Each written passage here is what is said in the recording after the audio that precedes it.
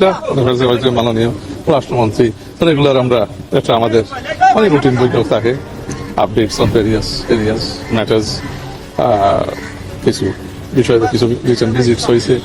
So we were talking as part of our routine conversations and updates. Bharat সফর নিয়ে আপনারা আসলে কি আলোচনা করছেন? ভারত সফর মানে it's a very good start to resetting the relations. তো ওখানে পজিটিভ আলোচনা হয়েছে এবং আমরা এটাই বলছি যে দুই দেশের যদি মাইন্ডসেট থাকে সম্পর্ক পজিটিভ দিকে এগিয়ে নিয়ে যাওয়ার, তাহলে আমরা কিছুটা ভালো অগ্রগতি করতে পারবো। তো ওই দিক থেকে ইট ওয়াজ এ fruitful meeting.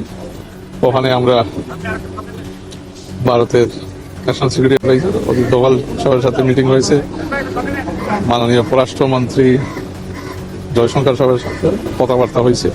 Both meetings went positive. তো ওই দিক থেকে মানে আলাপ আলোচনা তার বিস্তারিত অনেক প্রেস রিলিজে তার ইস্যু হয়েছে, আপনারা দেখছেন। সো আশা করি there will be some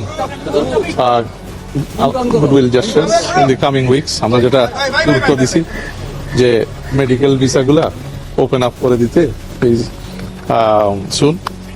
তো ওনারা এটা পজিটিভলি রিসিভ করছেন, মেডিকেল ভিসা ব্যবসায়িক ভিসা যাতে ওপেন আপ হয়। তো আশা করি এইটা ইন দি কামিং উইকস একটা পজিটিভ দিক ওই দিক থেকে আমরা দেখতে পাবো। এবং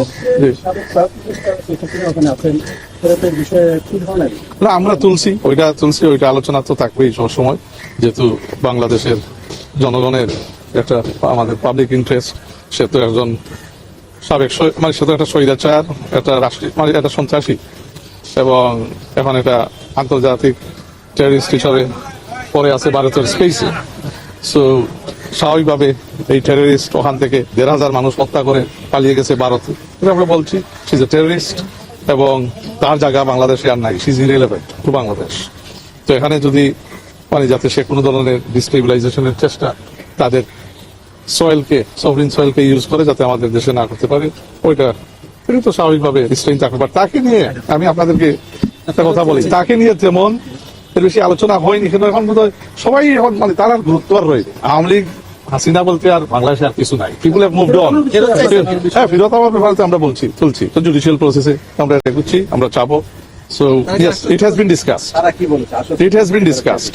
ওই জুডিশিয়াল প্রসেসের মাধ্যমে এই এঙ্গেজমেন্টটা হাসিনার ব্যাপারে জুডিশিয়াল প্রসেসের মাধ্যমে আমরা এঙ্গেজ করবো এবং উই হ্যাভ আস্কড মানে রিটার্ন, কেন এখানে তার অনেক মানে কেসিস পেন্ডিং আছে, শুধুমাত্র একটাতে সেন্টেন্স টু ডেথ, আরো বোধ হয় কয়েকটা রয়েছে যেখানে সপ্তাহ থেকে লাগাইয়া দেশের লুটপাট করা লাগাইয়া দ্যাট ইজ সো মেনি।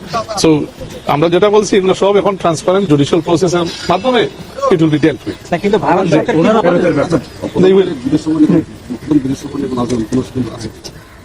হয়নি সম্ভবত, ধরেন আমরা যেহেতু প্রধানমন্ত্রীর ফরেন পলিসি ফ্রেমওয়ার্কটা সার্ক ফ্রেমওয়ার্কের মাধ্যমে আপনার প্রজেক্ট করতে চাচ্ছেন বা আমরা চাচ্ছি, আমাদের সরকার প্রাধান্য দিবে এই ফ্রেমওয়ার্ককে। এই ফ্রেমওয়ার্কের মাধ্যমে রিজনাল কোঅপারেশন এবং রিজনাল লিডারশিপটা যাতে জোরদার করা যায়। তো স্বাভাবিকভাবে মানে রিজনের ভিতরে হইতে পারে, মানে সম্ভবত সফর হইতে পারে, মানে এখনো ফাইনাল কিছু না, হইতে পারে। তো এটা বিবেচনাধীন আছে, মানে এখনো ফাইনাল কিছু হয়নি। জ্বালানিতে তো তাদের সহযোগিতা আমরা কিছু পাইছি, হ্যাঁ পাইপলাইনে আসছে, তো এটার জন্য ধন্যবাদ আমরা জানাইছি এবং